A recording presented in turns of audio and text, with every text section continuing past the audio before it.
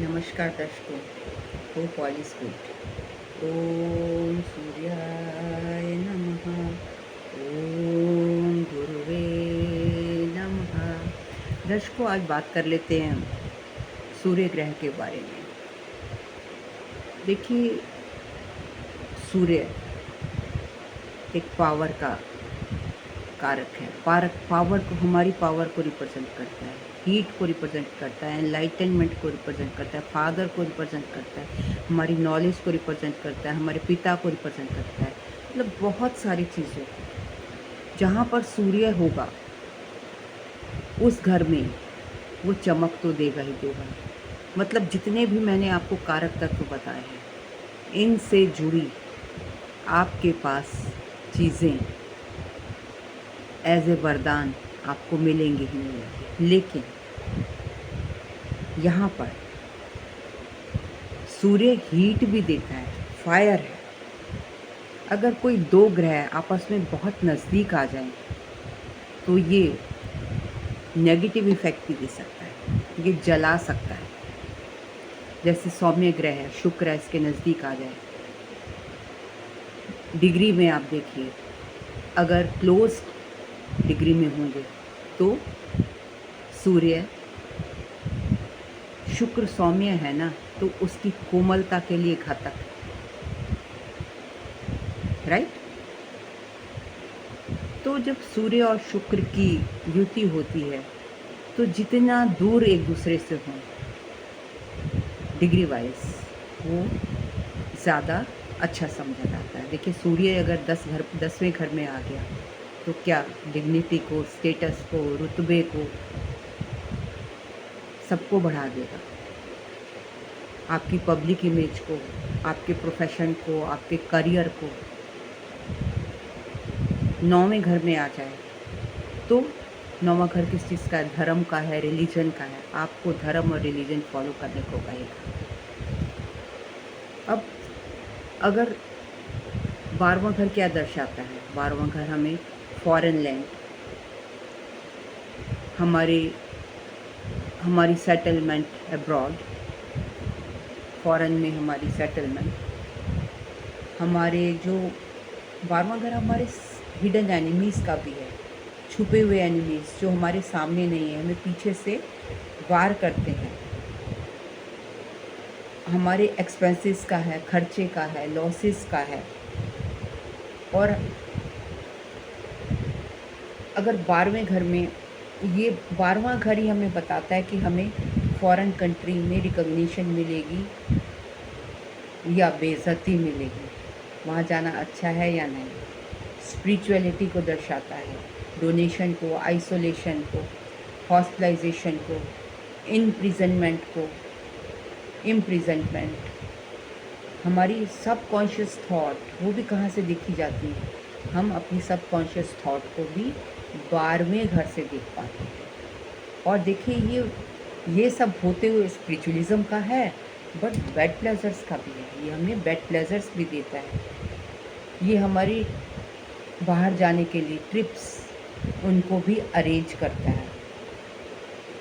अब मैंने जैसे कि आपको बताया कि सूर्य के कुछ सिग्निफिकेशंस आपको बताए कि ये पॉजिटिव भी करता है, और ज़्यादा तो ये पॉजिटिव ही करता है।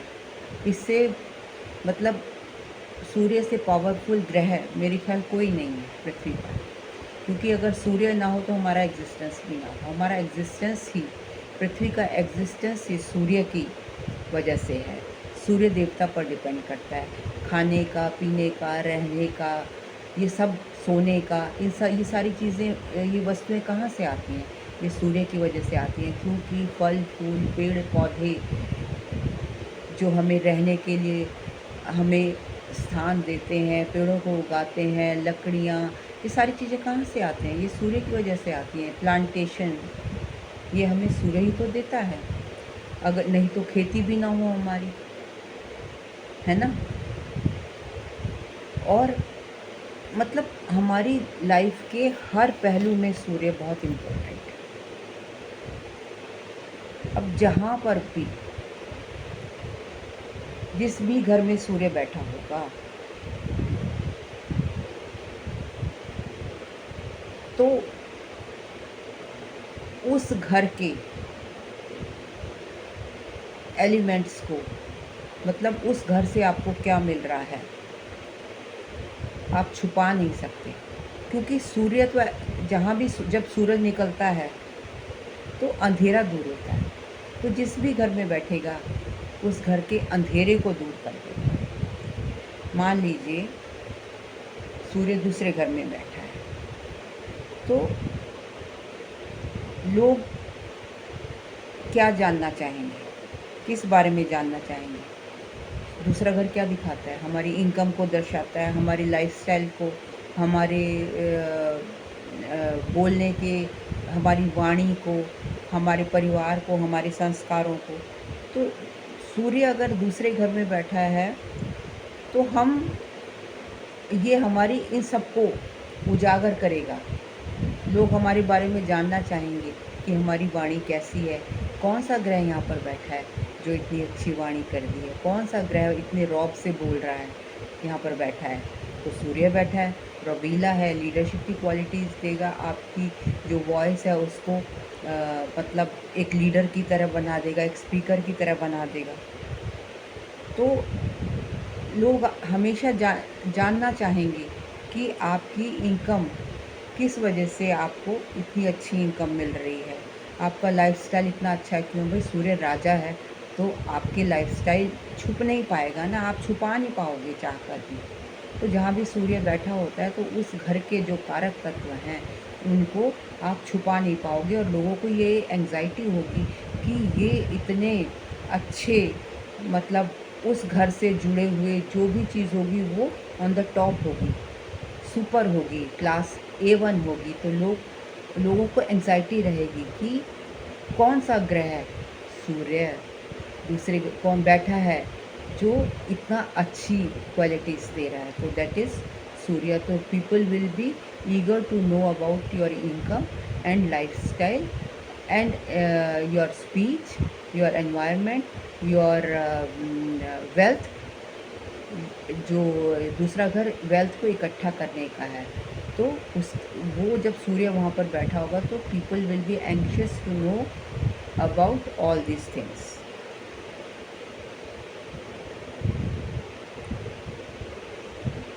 अगर सूर्य 8वें घर में बैठा है, अगर सूर्य आपका 8वें घर में बैठा है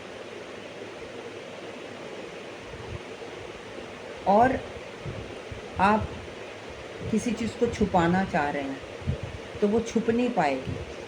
कैसे? 8वां घर सीक्रेसी का है और आपके प्राइवेट लव अफेयर्स हैं, तो लोग जानना चाहेंगे कि कौन सा ग्रह यहाँ पर बैठा है जो आपका मतलब आपके उसमें दखल अंदाजी करना चाहेंगे। बेसिकली मैं ये कहना चाहती हूँ कि सूर्य अगर 8वें घर में बैठा है तो, और अगर आपके लव अफेयर्स हैं, 8वें घर में जब सूर्य बैठा होता है तो लव अफेयर्स भी देता है, बट वो सीक्रेट होता है, ऐसा व्यक्ति किसी को बताना नहीं चाहता। तो लोग जब जिस चीज़ को आप छुपाना चाहते हैं, लोगों को एंग्जाइटी होती है। तो जब 8वें घर में सूर्य बैठा होगा तो लोगों को एंग्जाइटी होगी आपके सीक्रेट अफेयर्स को जानने की, राइट?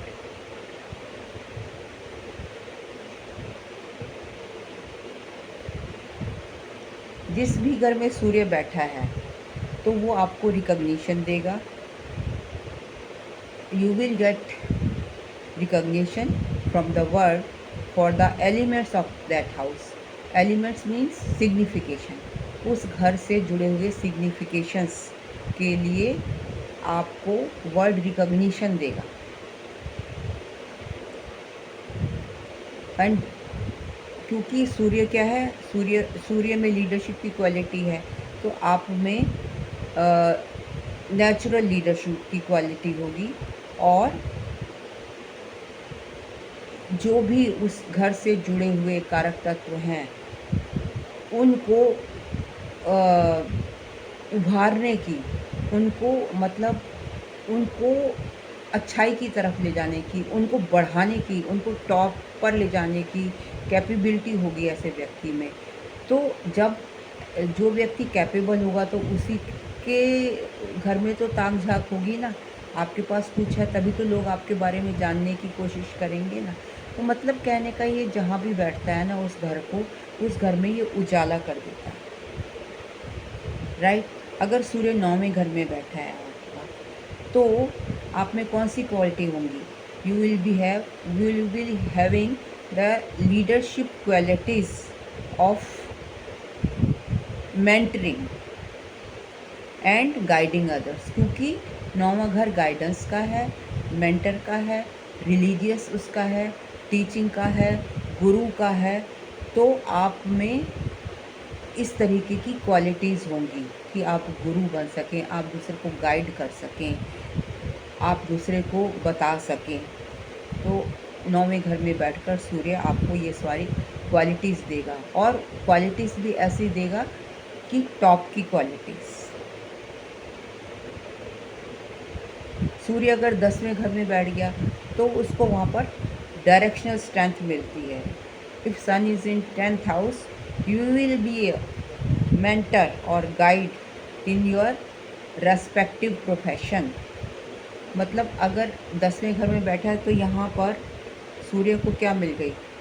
डायरेक्शनल स्ट्रेंथ मिल गई। तो ये आपको अपने कोलीग्स, आप अपने कोलीग्स को जो आपके अंडर काम करें, आप एक राजा की तरह होंगे वहाँ पर, और आपके कोलीग्स आपसे गाइडेंस लेंगे, पब्लिक आपसे गाइडेंस लेगी, because you are a king there. चाहे जिस भी घर में सूर्य बैठा होगा, वो चाहे अच्छा घर हो चाहे बुरा घर हो, जिस भी घर में होगा, अच्छे और बुरे दोनों ही इफ़ेक्ट्स देगा। अब वो एक्टिवेट हो जाएंगे। मतलब अगर जैसे कि वीनस के साथ में बैठा है तो हीट जनरेट करेगा, तो वीनस के लिए थोड़ा सा हार्मफुल हो जाएगा। वीनस क्या है? आपका वाइफ है, आपकी पार्टनर है, तो वो आपकी हीट को बर्दाश्त नहीं कर पाएगी। तो इस तरीके से ये, और इस तरीके से रिलेशनशिप में थोड़े से डिफरेंसेस आ सकते हैं सन और वीनस जब इकट्ठे होते हैं। तो इस तरीके से पॉजिटिव और नेगेटिव दोनों इफ़ेक्ट्स को सूर्य एक्टिवेट करेंगे जहाँ पर भी बैठे होंगे। अगर सूर्य 8वें घर में बैठे होंगे तो आपको मोटिवेट करेंगे कि आप एस्ट्रोलॉजी पढ़ें, ऑकल्ट साइंस पढ़ें। मतलब ये गुड इफ़ेक्ट हो गया कि आपको तंत्रा मंत्रा की तरफ धकेलेंगे, ये गुड थिंग्स को एक्टिवेट कर देंगे। और ये आपको यहाँ बैठकर सीक्रेट अफेयर्स भी देंगे, लव अफेयर्स देंगे, और लोग उसको आपकी इंटीमेसी होगी, उसको जानने की लोग कोशिश करेंगे। मतलब इंटीमेसी भी, राजा की इंटीमेसी कैसी होती है? राजा हर चीज़ को अच्छा करता है, तो इसकी इंटीमेसी भी ज़बरदस्त होगी 8वें घर में। फिजिकल इंटीमेसी के जो मैटर्स होंगे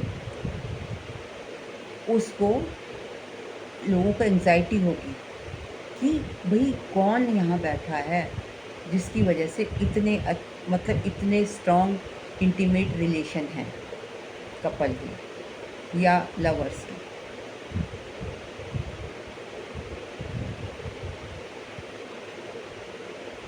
अगर सूर्य चौथे घर में बैठ जाए तो 10वें घर में तो इसको डायरेक्शनल स्ट्रेंथ मिलती है, अब चौथे घर में बैठ गया तो आप क्या करेंगे? क्योंकि राजा है, राजा अपने घर में बैठा, तो राजा अपने घर को कैसा करना चाहेगा? सजाना चाहेगा। तो आप अपने डोमेस्टिक लाइफ के ऊपर ज़रूरत से ज़्यादा स्पेंड करेंगे, मोर देन एक्सपेक्टेड। इतना आपके घर वाले एक्सपेक्ट भी नहीं करेंगे जितना कि आप वहाँ पर, सूर्य अगर चौथे घर में बैठा है तो आपका खर्चा करवा देगा। अगर सूर्य तीसरे घर में बैठा है तो आपके एक्सपेंडिचर किन चीज़ों पर होंगे? तीसरा घर किस चीज़ का है? आपकी फ़िज़िकल एक्टिविटीज़ का है, आपके सिबलिंग्स का है। तो आप अपने बहन भाइयों पर और फिज़िकल एक्टिविटीज़ पर पैसा खर्च करेंगे। चौथे घर में होगा सूर्य तो आप अपने परिवार पर खर्चा करेंगे। अगर 11वें घर में सूर्य बैठा है तो आपका एक्सपेंडिचर, 11वां घर किसका है? आपके दोस्तों का, आपके फ्रेंड्स का है, और ये कुंडली में ग्रोथ को भी दर्शाता है, आपकी डिज़ायर्स को भी दर्शाता है। तो ये आपके दोस्तों पर खर्चा करवाएगा, सूर्य 11वें घर का, और आपकी डिज़ायर्स को फुलफ़िल करने के लिए भी, मतलब आपको लगेगा यार मेरे को तो सबसे अच्छी गाड़ी लेनी है, तो उस पे पैसा फट से आप पैसा खर्च कर देंगे। और लोग, क्योंकि राजा है रोजा, राजा के पास तो पैसे की कोई कमी नहीं है, तो जब 11वें घर में बैठा होगा तो लोग आपसे मदद भी मांग सकते हैं कि भाई हम वी आर इन नीड, और आप उस शर्त नहीं करोगे, आप उनको पैसा दे भी दोगे। अगर आप सूर्य 12वें घर में बैठा हुआ है, मान लीजिए सूर्य 12वें घर में बैठा, और सूर्य एग्जॉल्ट करता है कहाँ, कौन सी राशि में, एरीज में करता है। तो यहाँ पर सूर्य लॉट ऑफ एक्सपेंडिचर देगा, मतलब जहाँ भी बैठेगा ना उसको शाही बना देगा उस घर को। तो यहाँ पर भी 12वें घर में भी बेड प्लेजर्स पर पैसा खर्च करेगा। लेकिन जहाँ भी सूर्य बैठता है वो व्यक्ति को खुशी रखता है, the person will be happy overall. लेकिन उसके दुश्मन भी बन जाते हैं कि जब आपके पास पैसा होता है, दौलत होती है, गाड़ी होती है और शोहरत होती है, तो ऐसे में लोग आपसे जेलसी फील करते हैं, और ये हिडन एनिमीज़ का है। तो यहाँ पर जो है एनिमीज़ की वजह से भी आपको नुकसान पहुंचा सकते हैं एनिमीज़, और जो आपकी इनकम है वो उस वजह से जो है उस भी आपके एक्सपेंसेस हो सकते हैं, due to enemies and also expenses being more than income. जब यहाँ पर सूर्य बैठा होगा तो इतना पैसा नहीं कमाएगा जितना कि वो खर्चा कर देगा। अगर सूर्य टॉरस राशि में बैठे हैं, ये तो मैंने आपको एरीज का बताया था 12वें घर में, अगर टॉरस राशि में बैठे हैं तो यहाँ पर, क्योंकि यहाँ पर लेडीज़, टॉरस क्या है, फीमेल साइन है, तो वो हैंडल कर लेते हैं। यहाँ पर सूर्य 12वें घर में बैठे हैं, अगर टॉरस राशि है तो अपने जो उनके एनिमीज़, हिडन एनिमीज़ हैं, उनको सन कैन टैकल, और अपने कॉम्पिटिटर्स को भी वो अच्छे से, मतलब उनमें पावर होती है कि टैकलिंग पावर होती है, उनको भी कंट्रोल कर पाते हैं। लेकिन फिर वही बात है, एक्स्ट्रावेगेंट होते हैं, और फिर उनको बाद में चिंता हो जाती है कि ओहो मेरा पैसा तो इतना खर्च हो गया। अगर टॉरस राशि है यहाँ पर, और टॉरस वैसे ही शुक्रीन राशि है, शुक्र की राशि है, तो ये शुक्र के ऊपर पैसा खर्चा करेंगे, और फिर बाद में पछताएंगे कि ओहो मैंने तो इतना पैसा क्यों खर्च कर दिया।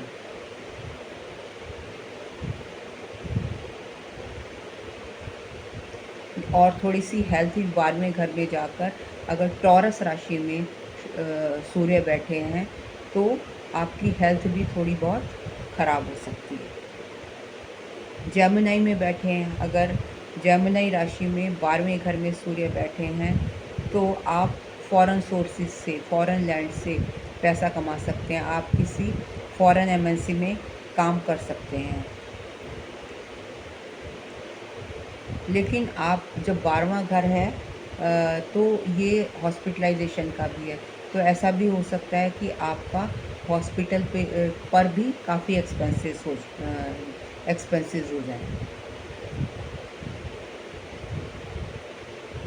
अगर सूर्य कैंसर राशि में है, ये 12वें घर की बात हो रही है, राइट। तो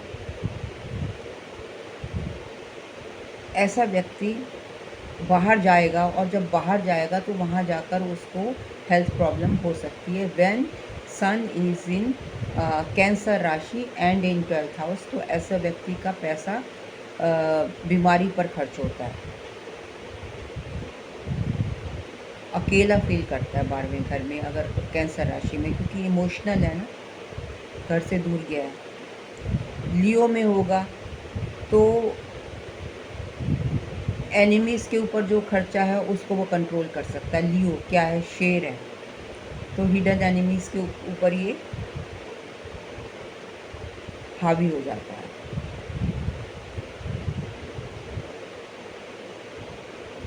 लेकिन क्योंकि यहाँ से छठा घर लीगल मैटर्स का है, उसको एस्पेक्ट कर रहा है, तो ये भी हो सकता है कि कुछ वहाँ बाहर फॉरेन कंट्री में जाए और वहाँ कुछ लीगल इशू हो जाए, और उसकी वजह से जब लियो राशि में है तो ये लीगल इश्यूज़ पर भी इसका पैसा खर्च हो जाए। विर्गो में होगा अगर 12वें घर में, तो ये बेस्ट प्लेसमेंट है। और जब विर्गो में होता है तो ऐसा व्यक्ति जब बाहर विदेश में होता है तो वो मैक्सिमम धन अर्न करता है, उसको बहुत पैसे की कमाई होती है, और यहाँ तक कि वो अपने जो दुश्मनों को भी दोस्त बना लेता है, उनसे भी पैसा निकलवा लेता है। अगर लिब्रा राशि में होगा इन 12th हाउस, तो आपके पिता की आयु को मतलब थोड़ा डेंजर हो सकता है। 12वें घर में अगर लिब्रा राशि बैठी है और सूर्य 12वें घर में है, तो इन लिब्रा राशि, तो आपके फादर की हेल्थ की वजह से आपको थोड़ी प्रॉब्लम हो सकती है। उनका लाइफ स्पैन कम हो सकता है, उनके ऑनर में कमी आ सकती है, बिजनेस में, प्रोफेशन में। लेकिन अगर सूर्य उसमें है, लिब्रा राशि में है 12वें घर में, तो ऑकल्ट पावर्स बहुत होती हैं। सूर्य अगर स्कॉर्पियो राशि में है 12वें घर में, तो आप एक बहुत बड़े स्कॉर्पियो में नॉलेजेबल पर्सन हैं, और आपके पास एस्थेटिक टेंडेंसीज होती हैं। आप अपने एनिमीज़ को और कॉम्पिटिटर्स को अच्छे से कंट्रोल कर सकते हैं, क्योंकि यहाँ से सूर्य कंपटीशन हाउस को भी देख रहा है। लेकिन जो फॉर्च्यून में डिले, फॉर्च्यून भाग्य की जो जागृति होती है वो थोड़ा देर से होती है। अगर सूर्य यहाँ पर सैगिटेरियस राशि में बैठे हैं 12वें घर में, तो उम्र के साथ ऐसा व्यक्ति जो है, अब उसको थोड़ी वीकनेस महसूस हो सकती है। वीकनेस और एक्सपेंडिचर में डिफ़िकल्टी हो सकती है। मतलब एक्सपेंडिचर्स को कंट्रोल करने में प्रॉब्लम हो सकती है, क्योंकि उसकी जब एज के साथ हेल्थ ख़राब हो रही है, तो फिर हो सकता है उसकी हेल्थ पे भी एक्सपेंडिचर हो। अगर सूर्य कैप्रिकॉर्न राशि में है, तो उसका जो स्पाउस है, उसके लिए लाइफ का खतरा हो सकता है, मतलब शॉर्ट स्पैन ऑफ लाइफ हो सकता है। सेक्सुअल इंटीमेसी की वजह से प्रॉब्लम आ सकती है, चीटिंग हो सकती है पार्टनर को, मे चीट ऑन देयर पार्टनर, या फिर ना भी चीट करें तो कोशिश तो ज़रूर करेंगे, बहुत क्लेवर होते हैं। हेल्थ फ्लक्चुएटिंग होगी 12वें घर में अगर कैप्रिकॉर्न राशि में सूर्य हैं। अगर एक्वेरियस में बैठे हैं तो एंगर इश्यूज हो सकते हैं, कंपटीशन को वो विन करेंगे, हेल्थ इश्यूज हो सकते हैं, अपने बहन भाइयों से रिलेशन पुअर हो सकते हैं। पाइसिस में जब सूर्य बैठते हैं 12वें घर में, तो आइज़ रिलेटेड प्रॉब्लम हो सकती है, मेंटली परेशान हो सकते हैं,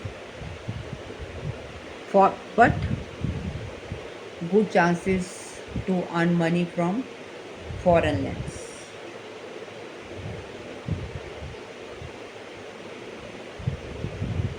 और अगर सूर्य को बृहस्पति देवता की ब्लेसिंग मिल जाए, तो क्योंकि बृहस्पति क्या है, गॉड ब्लेसिंग है, तो ये सभी चीज़ों की परेशानी में कमी आ जाती है, मतलब थोड़ा सा पोजीशन बेटर हो जाएगी, अच्छे रिजल्ट्स आएंगे। तो ये था सन इन 12th house and different houses and also in different rashis. Hope you liked my video. अगर आपको मेरा वीडियो पसंद आया तो लाइक कमेंट शेयर ज़रूर कीजिए। Thank you very much for listening me so patiently.